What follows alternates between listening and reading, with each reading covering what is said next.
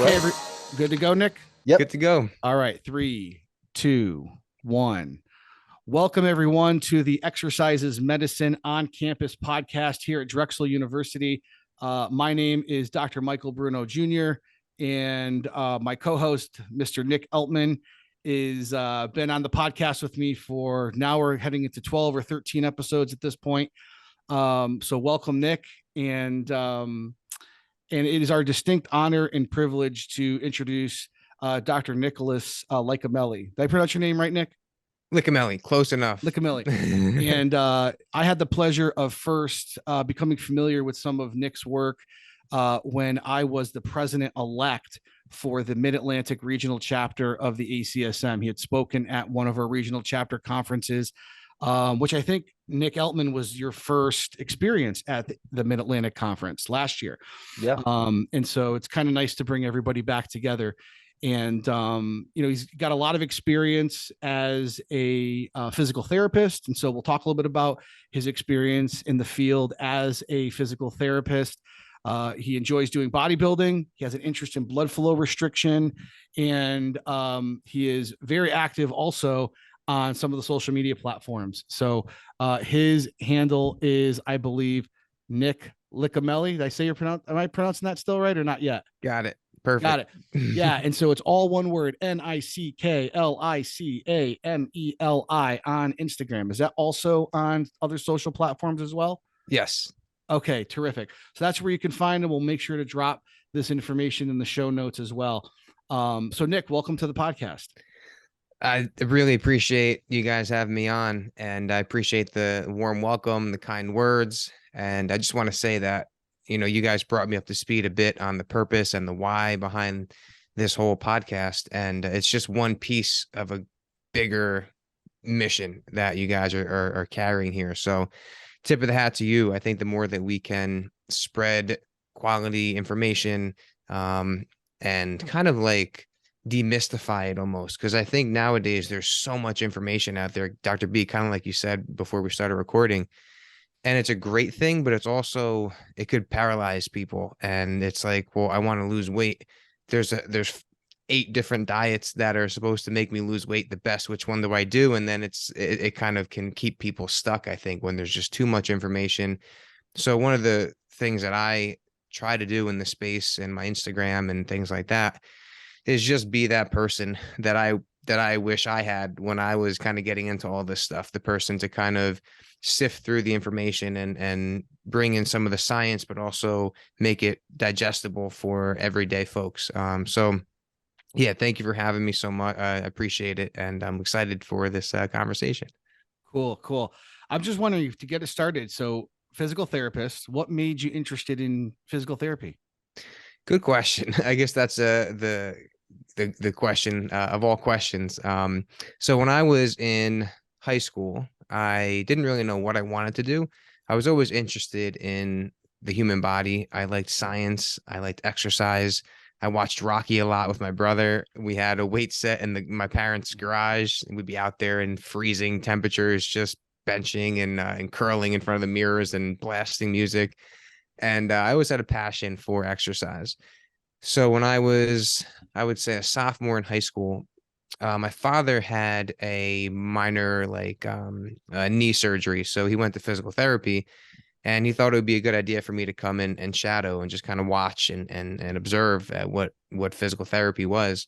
So I went there and I kind of liked it. It was cool. And they ended up keeping me as a volunteer. So I volunteered there as an aide, just kind of making hot packs and cold packs. And then they hired me. And that was my first job, my first big boy job. And actually, it's funny, my first paycheck, I had to go to the owners and say it was less than what I thought it should be, because I got paid $10 an hour and I worked 9 hours. So I'm like, this doesn't add up. And it had to explain to me that the paycheck actually has taxes taken out and everything like that. So it's just just to show how young I was. So I worked there as my first job as an aide. And then I volunteered at another place in town that had more hours, kind of a bigger place. And there was a younger kind of like director of that office. And I really saw myself in him. And he became one of my mentors from early on. I worked as an aide there through high school, through college. And then when I graduated physical therapy school, I started working as a physical therapist with that company. And that's the company I'm with now. Very cool. So I would say as I ventured into physical therapy, I really didn't know what I was getting myself into. It could have gone either way. For me, I ended up liking it more and more as I got deeper and deeper into it. And what I like about it is that you can kind of make it your own. You're not kind of siloed into being one type of physical therapist. So I'm interested in bodybuilding, weightlifting, athletes, things like that. So that's kind of my area that I work with. It's my area that I like to produce content on, and you kind of make a name for yourself, and then you kind of make your own career, so to speak. But my journey in physical therapy was very similar to my journey in bodybuilding, because in school you're taught a certain way, and sometimes things are a bit outdated, like that you learn from textbooks. No fault of the school, but it's just that science is just coming out of rapid fire. So the physical therapy program is created at a certain time in a period of time, and then Right. as years go on, it's hard to kind of update that as we go. So you're kind of taught one way in school, and then you get out of school and you have a mentor, and then you start looking elsewhere for information, and you start getting more resources online, and you start meeting new people and joining online study groups, and then it kind of just cascades into Snowballs. Yeah. this like thirst for knowledge. That's just what happened in bodybuilding, right? We start in the muscle magazines and we have all this bro science, and we're slamming protein shakes as soon as we're done training because the post-workout window. And then you realize, okay, this maybe some of these things aren't gospel set in stone things, and you find new resources and you educate yourself. So I kind of went through that phase early on in both my bodybuilding and physical therapy careers, kind of getting the bro science, so to speak, and then Right. kind of getting past that and educating yourself more and more. Cool. Yeah, it's fantastic. That's definitely one of our kind of key goals here at Exercises Medicine is kind of demystifying. So Mike has to step out for a sec. He's actually kind of helping students for those listeners. So that he should be back soon. But in the meantime, yeah, so like I was saying, those are awesome goals, and I'm so glad that kind of we shared the same values. So one really cool thing that Mike was talking to me about was that you are involved in this kind of blood flow restriction. Could you tell me more about that? Sure. Yeah. So blood flow restriction training is, I guess I'll give a general elevator pitch of what it is, Yeah. and then kind of how I got into it. So blood flow restriction training, or BFR, basically involves applying some kind of pressurized cuff or a tourniquet to the arm or the leg. And basically you pump it up to a certain pressure that's determined, by a percentage of full occlusion, which we'll talk about in a bit. Okay. So you put this pressure on in the cuff, and you exercise with this cuff inflated. And what it does is it causes you to fatigue faster. It brings you to fatigue faster than you would under free flowing conditions. And that has been shown to allow the user to lift lighter loads or train at lower intensities and get the same benefits as lifting heavy loads. That's the idea behind it. Now, why would someone who wants to get stronger and stronger and stronger want a modality that forces them to lift lighter loads and get to fatigue faster? Usually we want to try to push fatigue away and keep going and not get to fatigue. So why would we ever want to put these cuffs on our bodies to make fatigue come faster? That's a good question. So it's really useful for those who are recovering from injury. So if there's pain that makes someone unable to lift heavy loads, if someone's coming out of surgery and they can't weight bear on their leg, for example, or they can't hold a certain amount of weight in their hand, we can use BFR to kind of reduce atrophy and reduce strength loss, and have the person even do like isometrics or just really light load training and still get the same benefits as heavy load training. How I got into BFR It started in the bodybuilding magazines and forums. There was this thing that I kind of caught wind of, and it involved tying something on your arm and exercising with it.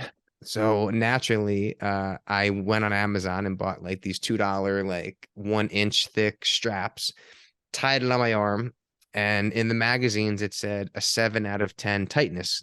So naturally, if 7 out of 10 is what they're recommending, a 13 out of 10 is what I would put it on, because I was that hardcore. So I would just tie this thing as tight as I could. My arm would be turning like purple, and I'd be doing some dumbbell curls, and my veins would be popping out of my arm left and right. And then, so that was my first introduction to BFR. I had no idea what it was, but it was just this cool thing that I kind of caught wind of. So I always had an interest in it. And when I got into physical therapy, I realized that there's implications for BFR and physical therapy as well.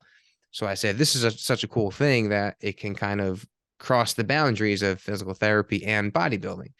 So I dove more into it, and Dr. Jeremy Lenicky has been a huge influence on BFR. Back in those days when I was strapping the things on my arm until it was purple, Dr. Lenicky was in the lab trying to iron out some of these details about BFR.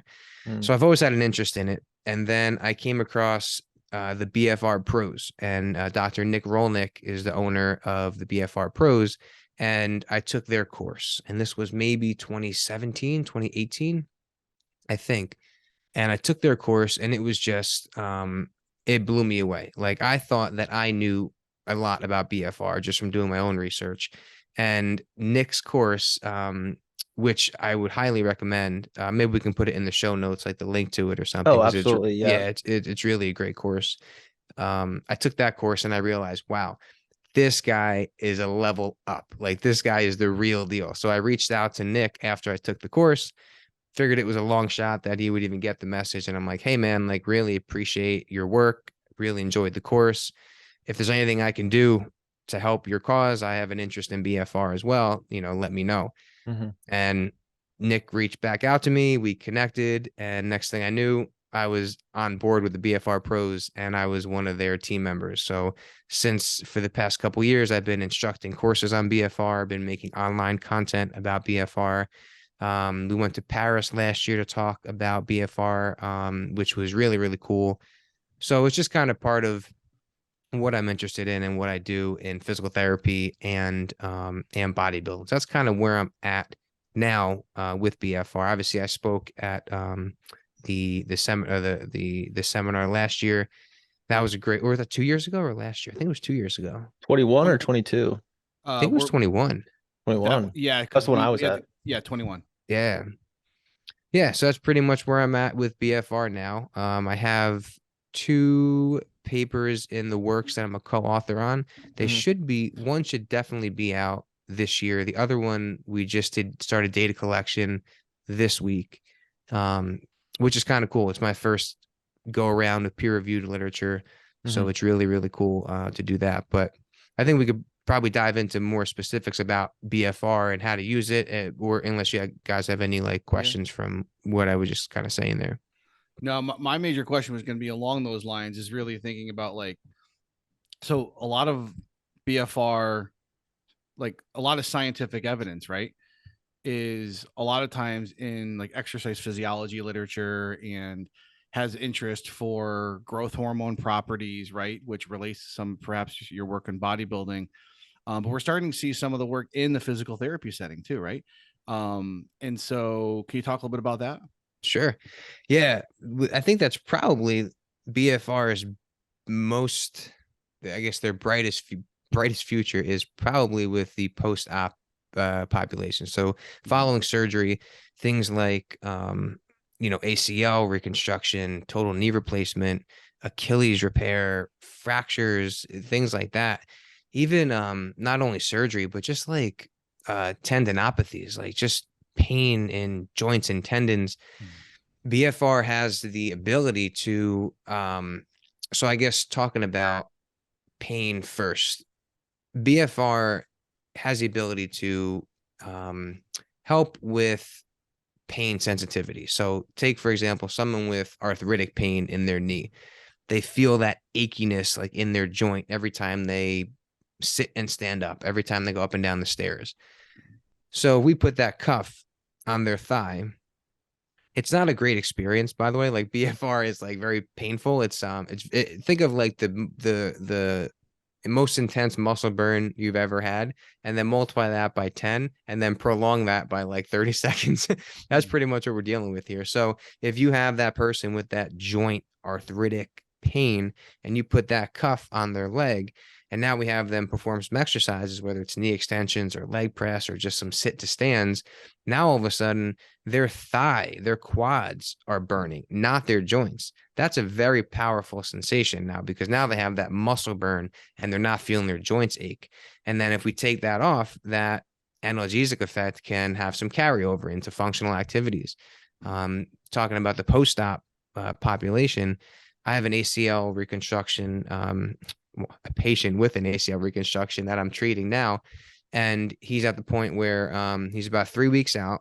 His incisions have fully healed.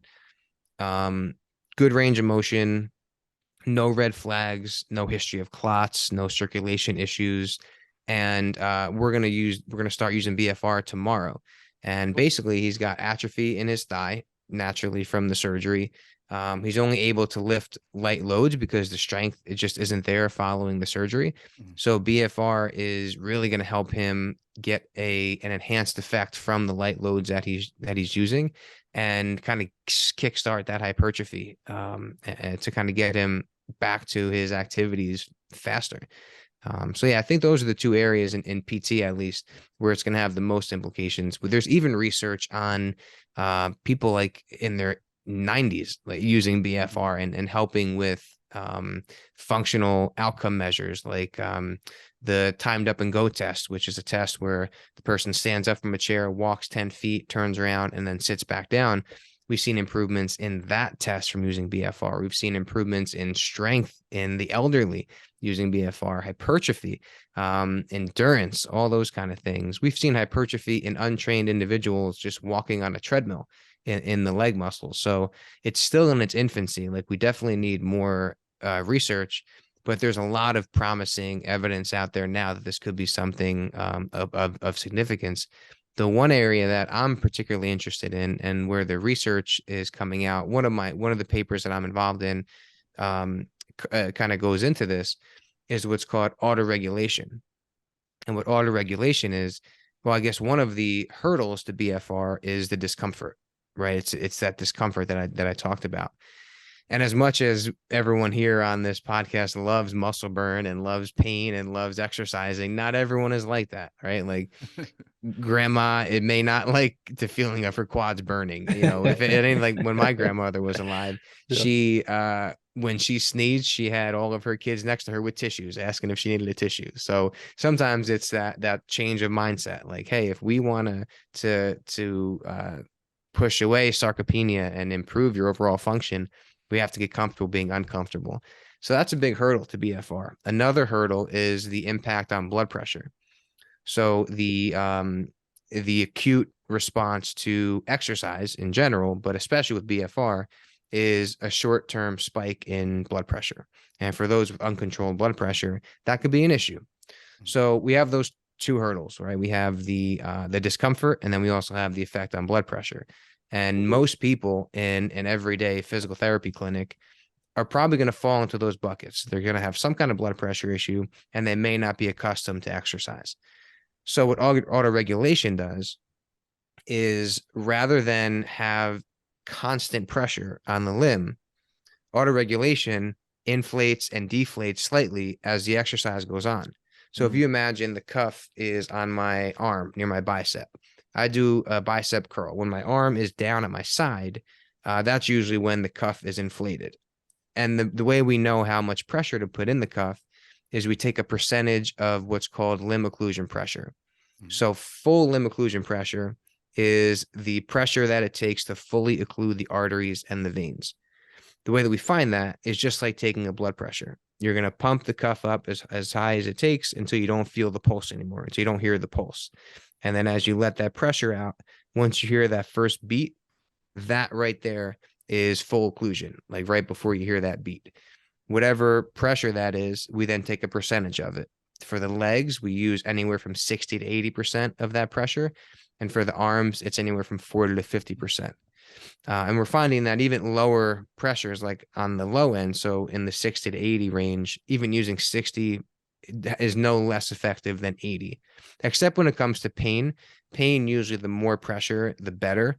And I think that's because it's kind of like if your elbow hurts at a 6 out of 10 and you go give yourself a 9 out of 10 and then you take it off, it's kind of like, whew, this feels much better.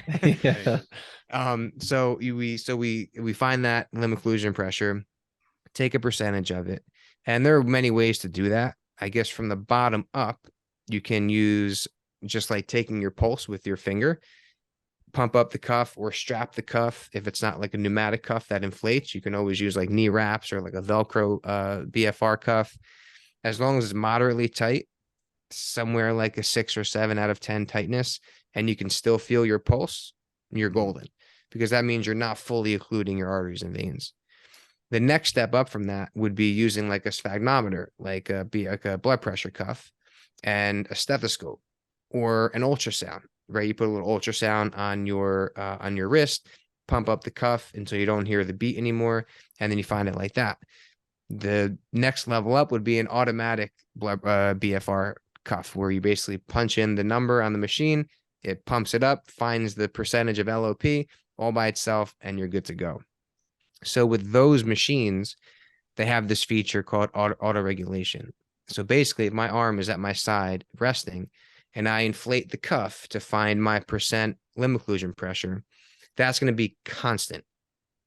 Now, when I go to flex my arm, my bicep is going to engorge with blood, and it's going to push on that cuff.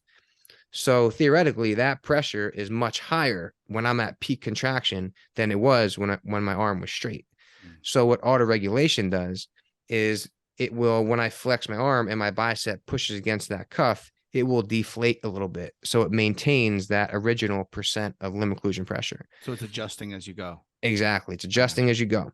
So that's going to reduce the discomfort and potentially reduce that blood pressure, that acute blood pressure response. So that's kind of the work that we're doing now. We're exploring auto regulation and seeing, number one, is it worth it? Because once these companies get wind of some kind of feature, they throw it in their machine, and then it's like highlighted in flashing lights, like, hey, our machine does auto regulation. But does that matter, right? Like, the last thing we want is for BFR manufacturers to start putting in features that aren't evidence-based. And then next thing you know, it's like the toothpaste aisle in the grocery store. It's like, hold on a second. Do I need 800 different kinds? Like, don't they all do the same thing? Yeah.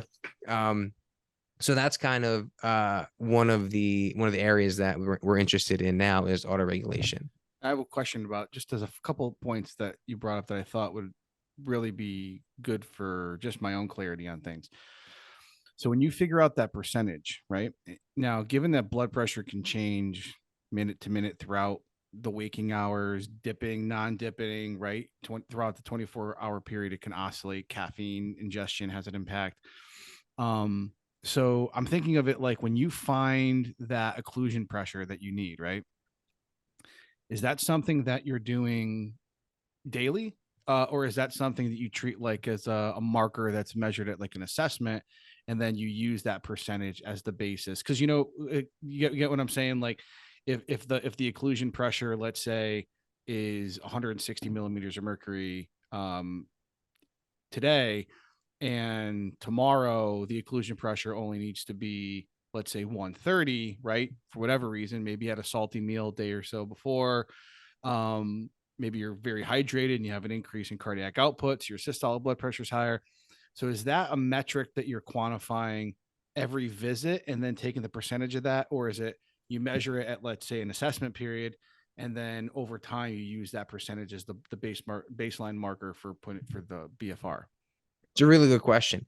And they've studied that. And what is recommended is every like 3 to 4 weeks, reassess and see. There's no doubt going to be fluctuations day to day, but the fluctuations aren't so drastic that it would make the intervention like dangerous or not effective. So just for time's sake, usually we'll use the same percentage, but I usually would do it like once a week, like come in on Monday. I mean, honestly, it's 45 more seconds than just putting in the percentage. So for me, I usually just press it on the machine and it'll just reassess it every time. You want to especially do that with my patient that I mentioned from recovering from ACL, because he's going to have some quad growth. So if you actually grow your quad and it gets bigger, for sure, that's going to change the pressure, because now your limb is changing circumference. But yeah, 100%, the caffeine intake, the fluid intake, the sodium intake, it's all going to affect those things. But for the most part, it will be within the safe and effective range within those fluctuations. But if you want to, whoever's listening, not you personally, but if you would want to just play it safe, I don't think it would be too much of a hassle to just take it every time. And just one other question that I had about when you brought up blood pressure as like a clinical endpoint for a lot of the in my world, a lot of participants, right? Research participants, but patients, I would imagine, right? In the physical therapy world. So, and perhaps participants as well, if they're actively involved in research studies. But the question I'm having is mostly along the lines of post-exercise hypotension, right? So if someone's on a blood pressure medication and they have the risk of dipping, how does that sort of play into how you approach using BFR in your therapy? For the most part, when it comes to those things, it's no different than regular exercise. So the acute, like in the moment, there may be a bit higher blood pressure response, but as far as everything else, like before, after, if someone is cleared to exercise, and there's no contraindications to exercise, and then basically they would do the same things they do after a normal exercise session without BFR as they would in a session with BFR.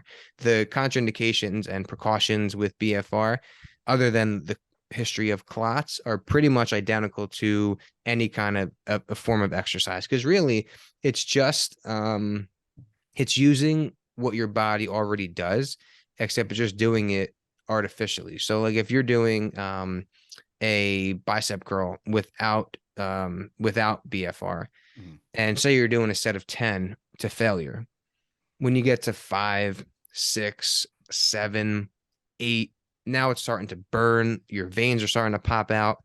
What's happening is your veins are getting occluded in there, but it's just happening by your muscles. So if someone is cleared by their doctor to participate in heavy load resistance training, then they'll be fine using BFR, because there's less load, but you're still getting the same effect, like physiologically, as you would lifting a heavy load. Gotcha. Very cool. Yeah, because a lot of the training that I've had in the past has involved some work with post-exercise hypotension in terms of just like non-BFR, right? So if if you give somebody even an acute dose of exercise at the resting state, the blood pressure is almost always, because of the vasodilatory effects, right? It's gonna drop. The resting pressure is gonna be lower after versus before. And so I just wasn't sure, how that, if you have any concerns, say, like if they're cleared to exercise, if there's any concerns that someone might say, dip after exercise, someone that's a really big responder to that therapy, and all of a sudden their blood pressure goes from the 160s to like 98, like big. I mean, that's a good thing in terms of lowering their risk for hypertension.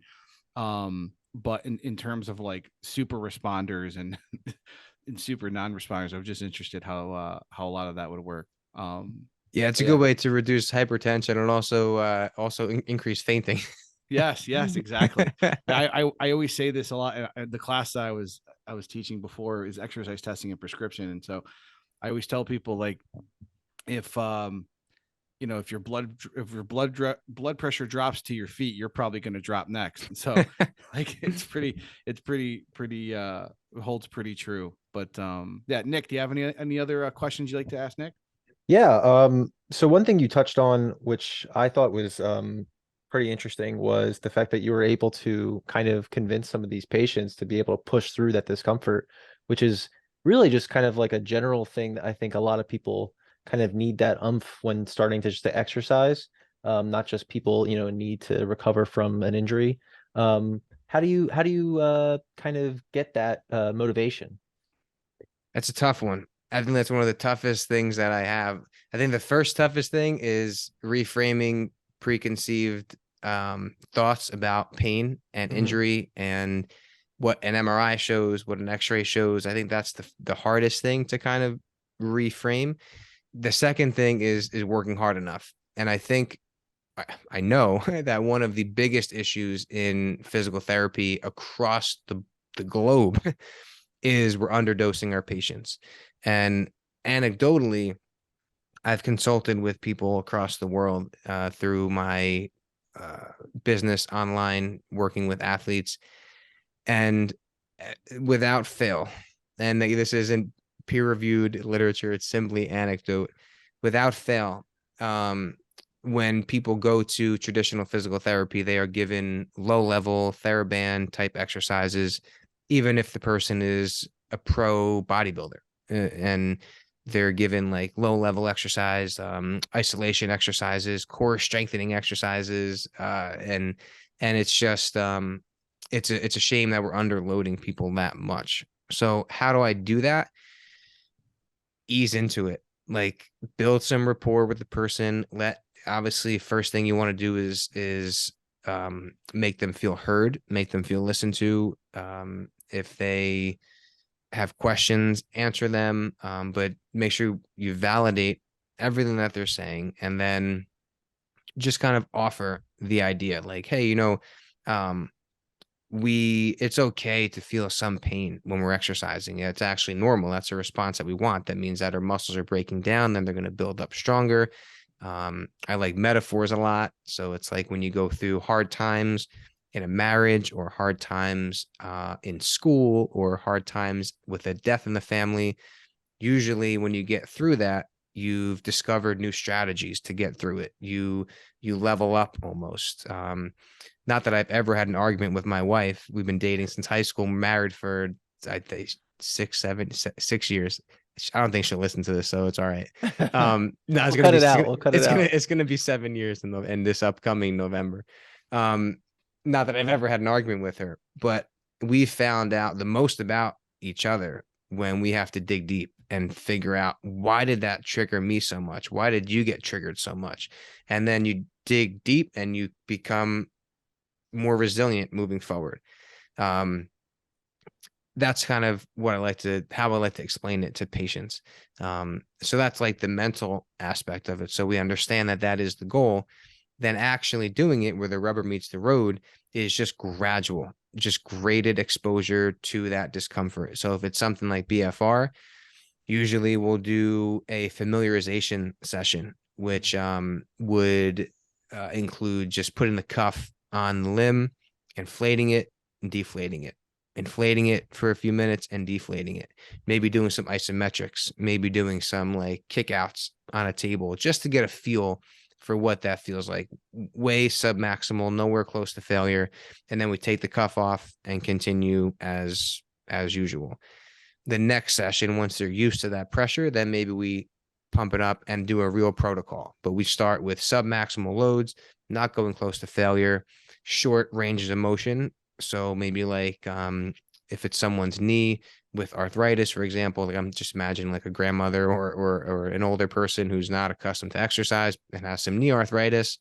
Maybe we'll start with putting their leg over like a bolster, so their knee is bent to maybe like 40, 50 degrees, and then they're just kicking up straight, doing like a short knee extension with BFR. And then we take it off. Or maybe we even start with just a bike, like put the cuffs on their legs at a very low pressure and have them just ride the bike for a few minutes and kind of feel what it feels like to start feeling that muscle burn, but knowing that it's safe and we can just kind of take the cuffs off if it gets too much.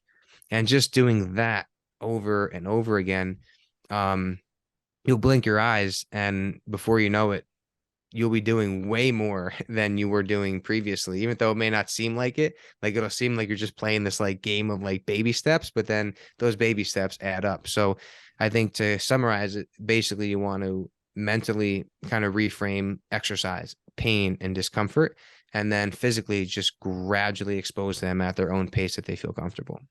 Wow. Yeah, that's And awesome. sometimes that doesn't work. I love that. I can imagine. I love that, the way you approach sort of setting the expectation for what is not going to be comfortable, right? When you say that, it brings to mind a participant who I had in one of my studies. I've done some not blood flow restriction type training, but mostly resistance training in a dialysis center. And because, one of the problems with folks that require hemodialysis, 3 days per week, either at home or in a center. And so what happens is it's a big open space, and everybody's sort of watching you exercise with some folks. And I'll never forget this folk. His participant's first name was Bill. I'll never forget Bill. He just kind of like had this attitude, right? Like he just like, he was a heavier set guy and just real negative, had some issues with mobility. And he starts seeing like some of his friends, and they start doing really well with the exercise. And he well, what's this about? What's this study about? Right. And kind of real skeptical, like got a real delicate how you move forward with that. Has no interest. He's like, well, I'm only going to do the study if I'm in the exercise group. I'm like, well, we can't promise you. You're free to withdraw at any time, right? Good old informed consent. And Bill ended up going through the randomization process. I'm like, well, here's the deal. I can't tell you if you're in the exercise or the control group until after like we do some baseline screening, right? As we have a screening tool. And so I'm getting ready to like put him through the screening algorithm that we had for that study. And I'm like, please, I never want to push a participant. I'll never deliberately put someone in one group or another. I'm like, please let this work out for this guy. And because we had a few exercise folks roll in over the course of that study, and he happened to get exercise. I'll never forget him. He had just the most negative attitude about it, the pain. He didn't enjoy it. And like we did like a basic short physical performance battery, right? And he was doing the 4-meter walk with like a walker. He couldn't even forget a cane. He needed a full walker to start, right? And we did this resistance training protocol while during dialysis, so not like separate or on a separate day, but during using that 3 to 4 hour period.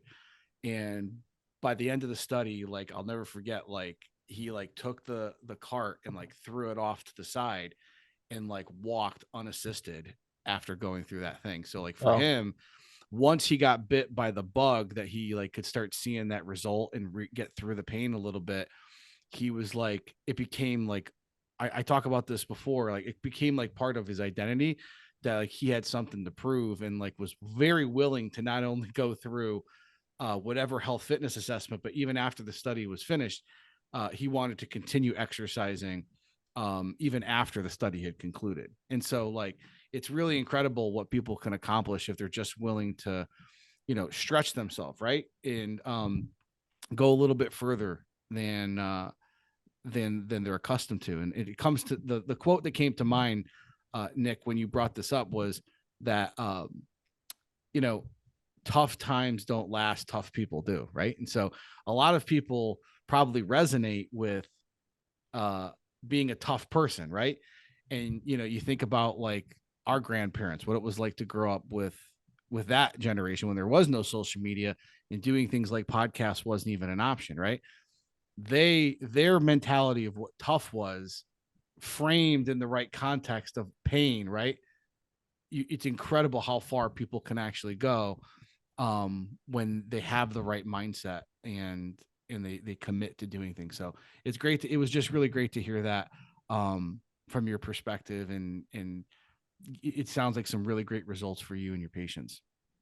That's really powerful, man. And I hope everyone was listening to that, because that's the juice right there. Yeah. Like that is our goal, right? We want to get people bit by that bug, and it no longer becomes, you don't need motivation to do it. You don't need to will yourself to get out of bed and exercise. It then becomes just like brushing your teeth. It just happens. Like you're just part of your life. It's who you are. And honestly, one side note before I forget, you mentioned kidney disease and dialysis. Yeah. I don't know any of the research, but the most papers on BFR are on kidney disease, not ACL reconstruction. ACL reconstruction, I believe, is number 2. For some reason, BFR and kidney disease is being studied a lot. I don't know any of the research on it, but I do know it's a very popular area of BFR. So you may be interested in kind of diving into that a bit if you're still interested in renal disease. Yeah, a lot of my work now is in Alzheimer's disease and related dementias for older folk. So I would hypothesize that in the world of like chronic kidney and then end stage renal disease, that for folks that require end stage renal disease, which is typically a GFR, glomerular filtration rate, less than 15 mils, and that's maintained over 3 months. There's other metrics too of doing it, but a lot of times that's typically like the cut point where like a lot of folks, your kidneys aren't functioning and filtering blood as effectively as it could. But when you go to hemodialysis, the reason why we chose to do the resistance training in the session is because previously the American College of Sports Medicine guidelines was that you should either do it on non-dialysis days. You should avoid the last hour of dialysis session if you're going to do it. But the problem is that hemodialysis treatment as a medical intervention is very fatiguing for folks. So if they come in early in the morning, the participants come in the morning, the patients, you got like, it's early in the morning. They're just probably laying down as they're receiving treatment. And then it just wipes them out for the rest of the day. And so there's not really a big interest in doing a lot of exercise afterwards. And then a lot of times they have other things that are keeping them busy on their off dialysis days. And so I would imagine that a lot of what researchers are doing in that particular space right now has to do with, the reactive flow of perfusion into tissue that puts these folks at a higher rate for sarcopenia, because there's a very rapid decline. Believe it or not, the population that survives the longest on dialysis, do you know what they are? Folks who are overweight and obese. It's because they have a lot of tissue that can regress. And so someone who has, let's say, a healthy weight or even is a little bit overweight, they're going to see significant regressions. And because there's so much absolute fat mass and fat-free mass, folks, it takes a lot longer. And so people who are surviving from a functional perspective, oftentimes that's the reason. So anyway, it's kind of that would be my guess of why there's a lot of studies in that area. It's been a few years since I've been doing active studies. Right now, we're doing a lot of systematic reviews and meta-analyses of all interventions. And so some of those studies are getting coded. And so we are seeing some of those studies in our lab doing that, but it was a 26,000 study meta-analysis. So it's taken quite a while to get through. Jeez. Yeah. So the other thing I wanted to say, well, first I wanted to take a sip of my water, but I wanted to just showcase it here. It's a dumbbell. Cool. Oh, that's water cool. bottle. Mm-hmm. I didn't want to just pick it up and take a swig when you're in the middle of your talk there, and then it be a distraction. So back to your story about that gentleman. I think one of the hurdles that we have with having people adopt this way of life and make it become their identity is their culture, right? Where they're coming from, how they view themselves and how they view aging.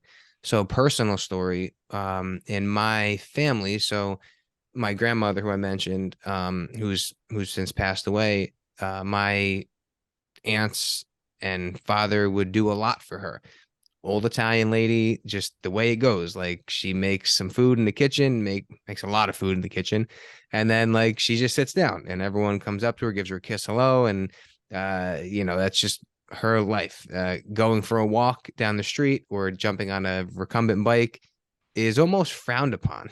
Like, that's almost not allowed. Right. And that kind of like identity and that kind of culture. My grandfather, very similar. Like, he was a workhorse. Like, he was a carpenter with my dad for years, and like, the guy just had hands of steel. like but if he wasn't doing carpentry, he was on the couch, like watching football, eating Doritos, like just being a grandfather. That's what grandfathers did. But he wasn't outside kicking a soccer ball with us. He was at all of our games watching and cheering, but he wasn't out there with us. He was just being a grandfather, hanging out, doing his thing. So my father, he is in great shape. Like I said, he's a carpenter, so he's very active during his day. Not overweight, like watches what he eats, very good with that stuff. Not a smoker, like takes good care of himself. But he's got pain, right? He's got hip pain, his shoulder bothers him every once in a while. He doesn't do any formal exercise. He thinks, you know, he's got arthritis, so if he does exercise, it's just going to make it worse. Like his bones are going to grind themselves and keep grinding and keep getting worse. And my brother kind of gets on his case more than I do. Like my brother kind of goes head to head with him sometimes. And so I just had a conversation with my dad, and I was like, you know, Dad, right now, the grandfather that you are to my daughters and to my nephew, you are an active grandfather. Like you're on the floor with them, you're rolling around with them, you're kicking the ball in the yard with them, you're chasing after them. You want to keep that. Like you don't have to be the grandfather that my grandfather was. Like you can be different. You don't have to progress to the couch and then get up and like creak and like stand up and like waddle back and forth. Like that is not your future. And the way that we can get better is by exercising. And you don't have to get a gym membership. You don't have to lift heavy weights. Like just start very light and just kind of work back into it. Like my dad used to work out when he was younger. Like everyone used to work out, but he just kind of gravitated away from it.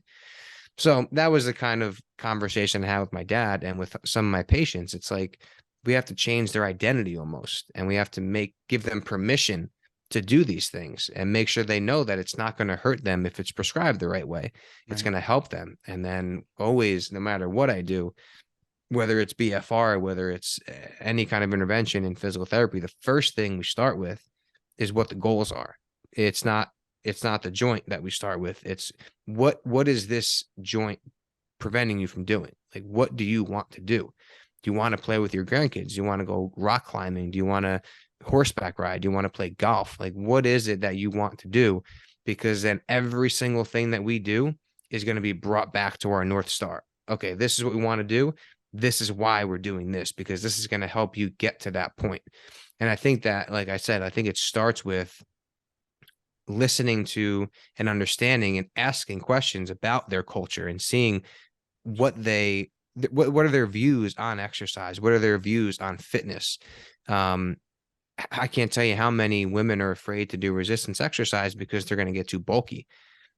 And I'm like, I've been trying to get too bulky for the past like 15 no one acts years. it, like turns into Arnold. Yeah. So it's really just education and then understanding that identity and culture plays a huge role in some of these things. And I think too many times, maybe personal trainers, definitely physical therapists overlook that. And we try to be like these diagnosticians and focus on the pain, focus on the range of motion. But we really have to start treating people as people and seeing what their goals are, where they're coming from, what baggage they're coming with. Because that ultimately is going to be like an anchor behind them if we don't address it. And not that we have to like shoot down their beliefs, but just kind of reframe them and offer some different perspectives, perhaps. Yeah, I think that's really, I mean, beautiful story. And thanks for sharing that about your dad, who's now becoming who is your children's grandfather, and sort of seeing how that's progressed. And I would agree. You know, I think one of the things that I think a lot about is, like you said, that North Star. And for a lot of people, I think when it comes to physical activity and exercise programs, it's like people either don't know where to start. And I've said this before in other episodes of this podcast, but I had a faculty member when I was an undergrad and he was getting ready to retire. And he said, there's three reasons, three core buckets that people exercise: fun, fear, and vanity. Right. And he's like, fun, fear, and vanity. People want to look good. They do it because they're scared of their health, right? The health consequences, or they actually enjoy what they're doing. And you might be able to argue that you can check that box, but he was a great professor, good guy, still a good friend to me today. And what I think a lot about is like, there's what is going to get tracked is what's going to get managed, right? Like you can't actually get to your goal unless you truncate it down into a series of objectives, right? And then those objectives become your aims day to day. That's your intentional focus, right? So I said this on Michael Perlet's podcast a couple of days ago, right? When I was the guest. And I'm like, really, like, all a goal is, if you don't have like it tracked and managed, and you don't really have a pathway of getting there, like if you don't have a directive, it's just going to be a dream, right? Like, think about it. At one point, you wanted to be a physical therapist. Okay, that's my dream growing up. Well, how did you do it? Right? I started looking into some academic programs. Nick wants to go to medical school, right? Okay, so that's a dream, but how do you make that dream a reality? You break it down into major milestone goals, objectives, and tasks that you hit, and you start attacking it step by step by step by step by step. And you string together a bunch of objectives that you were able to definitively, yes, I did that. And you'll be surprised you reach a lot of your goals in that way. So it's just something that, like, I've not been clear on for a long time, and I've recently become clear on over the last several years, in terms of like how goals are actually managed. When people are like, oh, it's small and steady wins the race, it's like, yeah, that is the reality, because like you don't have to be perfect every single day. You got to be good most days. and and you'll eventually be surprised to see that if you do it most days, you'll get to where you want to be, right? And so whether that's using whether that's in the realm of something in physical therapy, whether that's using BFR, whether that's approaching anything you do in life, right? And that is part of like the kind of the soft skills, I guess you could say, that we really try to get through this podcast, is like, not only we understand exercise is good for us, but really, like, how do we help people bridge the gap between some of their insecurities and what they don't feel comfortable with, and get them there, right? Like, step on that scale, so then we know how many calories you're burning, right? Do that BIA so we know how much body fat percentage, how much water intake you need. That's a step in the right direction, and that becomes your target. And so everything you said, I thought was really, really well. It was timely. I needed to hear it as well. Because at times my own weight goes up and down throughout the year. We're in the winter season right now, so I'm a little bit of a hibernation mode right now with regards to the post Christmas poundage that I've put on.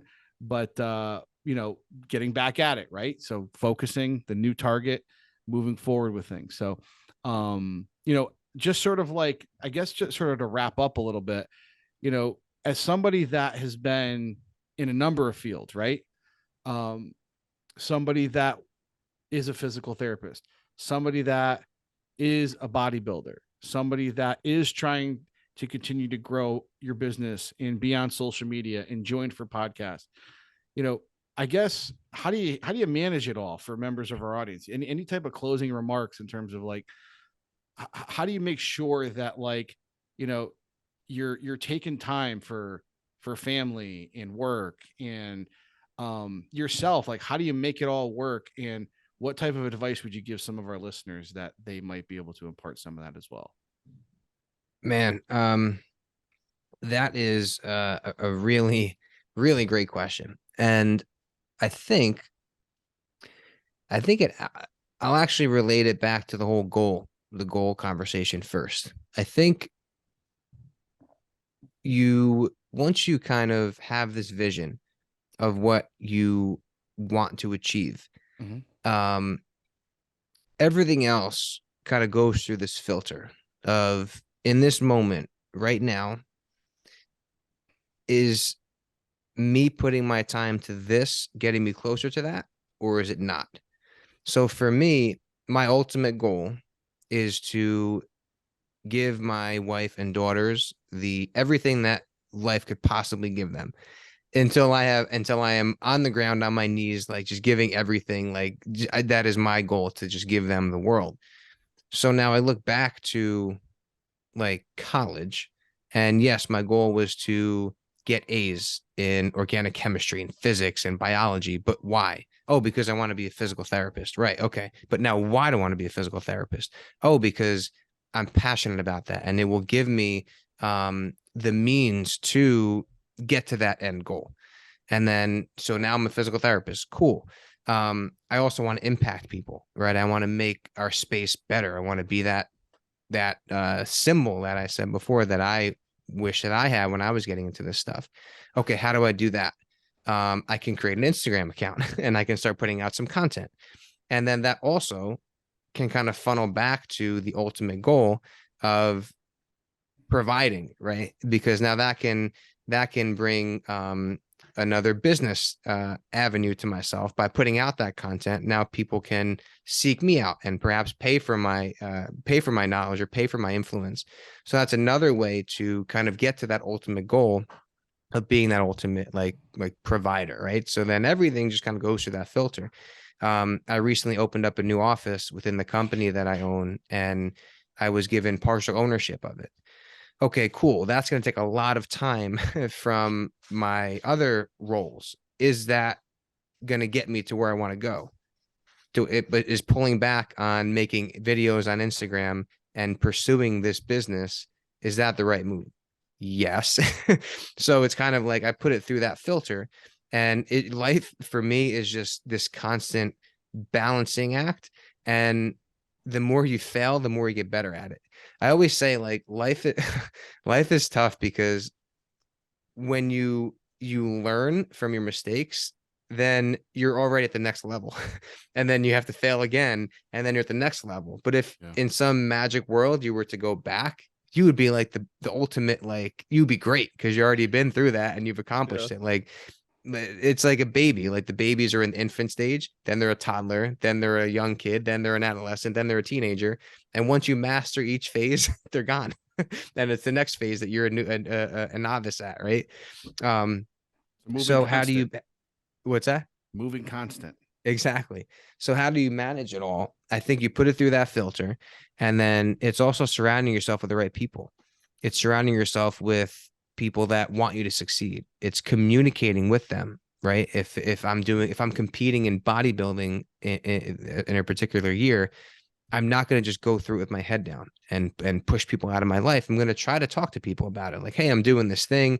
It's going to be a bit time consuming. I'm going to have to take some more walks. I'm going to have to do some more cardio. I'm going to have to do eat a bit differently than usual, but it's all about that communicating, right? And if family is something that's important to you, then you better bring them along on the ride, or else it's going to be very isolating for everyone.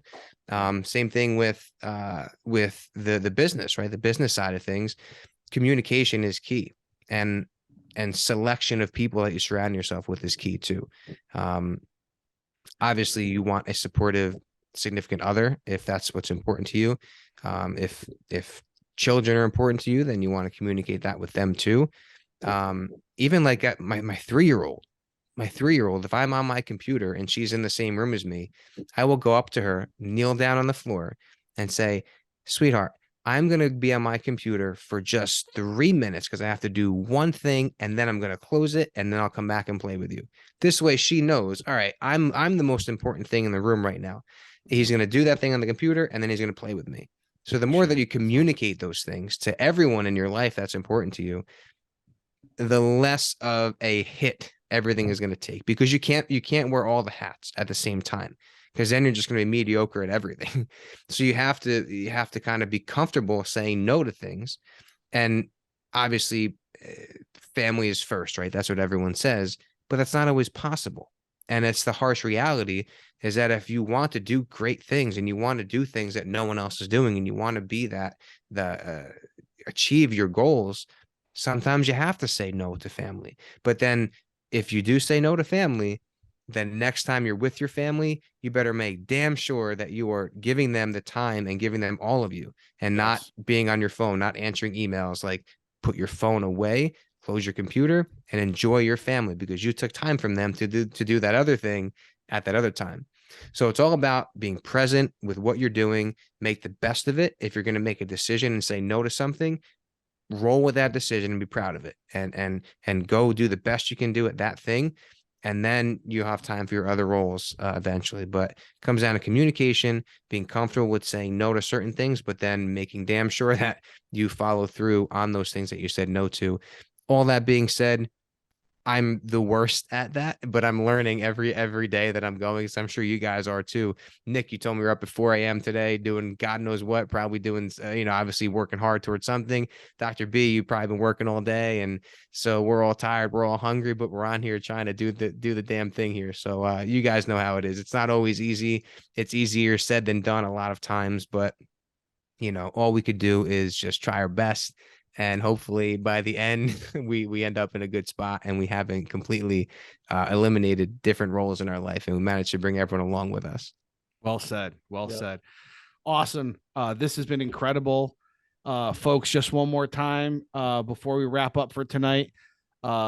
Nicholas Licameli, he is at Nick Licameli on Instagram and other social platforms.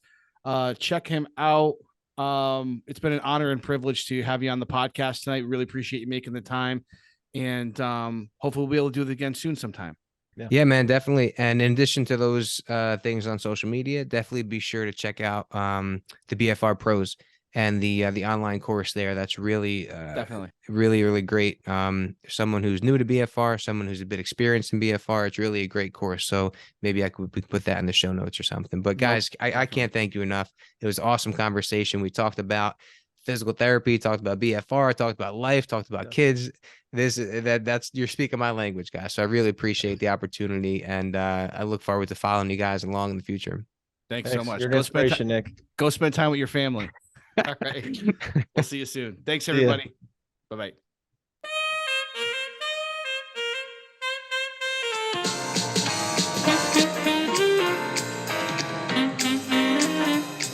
Yeah.